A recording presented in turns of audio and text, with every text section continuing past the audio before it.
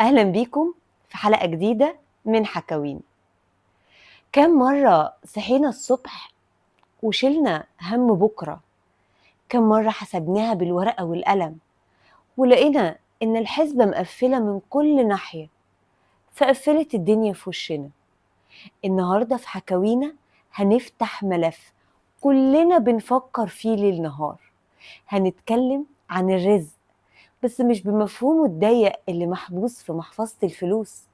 هنتكلم عن الرزق بمفهومه الواسع اللي بيطمن النفوس ويخليك تنام بالليل وانت في قمة غناك، وانت يمكن ما عندكش غير قوت يومك.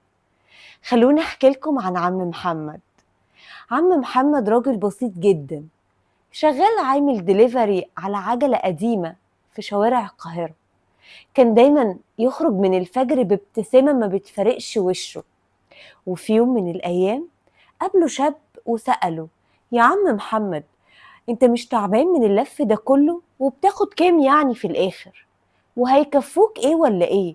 عم محمد ضحك وقال له: يا ابني أنا بخرج والجيوب فاضية، وبيرجعني والبيوت مليانة.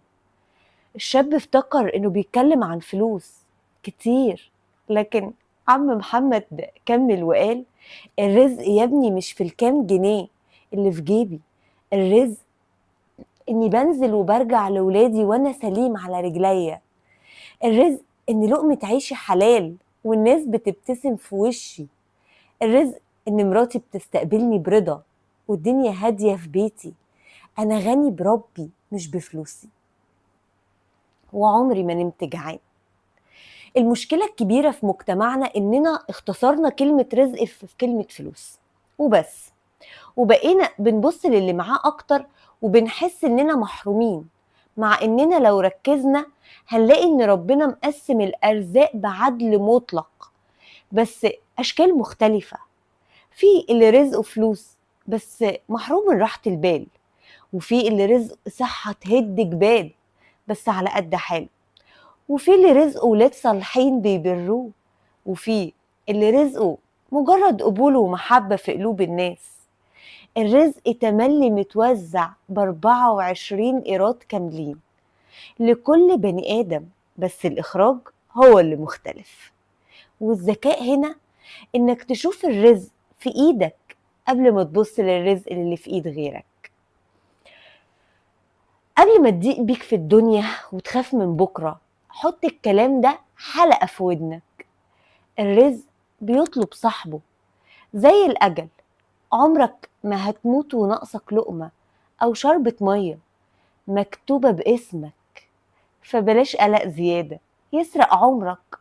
اسعى وما تحسبهاش، السعي عليك والنتيجة على ربنا. ما تقعدش مكانك وتقول الرزق هيجيلي، وفي نفس الوقت ما تفتكرش ان شطارتك هي اللي جابت القرش، ده توفيق رباني. اشكر تزيد. الشكر هو اللي بيثبت النعمة وبيكبر الرزق الصغير. لما تبوس ايدك وش وظهر على اللي معاك، ربنا بيفتح لك ابواب ما كنتش تتخيلها. في حكاوينا النهاردة حبينا نبعت رسالة طمأنينة لكل كتف سهران وشايل الهم، لكل أب وأم بيفكروا في مصاريف المدارس والإيجار. اطمنوا، الرزاق موجود وما بيبيتش حد من غير عشاء. خلوا ثقتكم في الله كبيرة، واعرفوا إن أكبر رزق هو الرضا باللي في الإيد. شاركونا حكاياتكم، إيه أغرب موقف حصل معاكم ورزق جالكم فيه من مكان ما كنتوش تتوقعوه تماما؟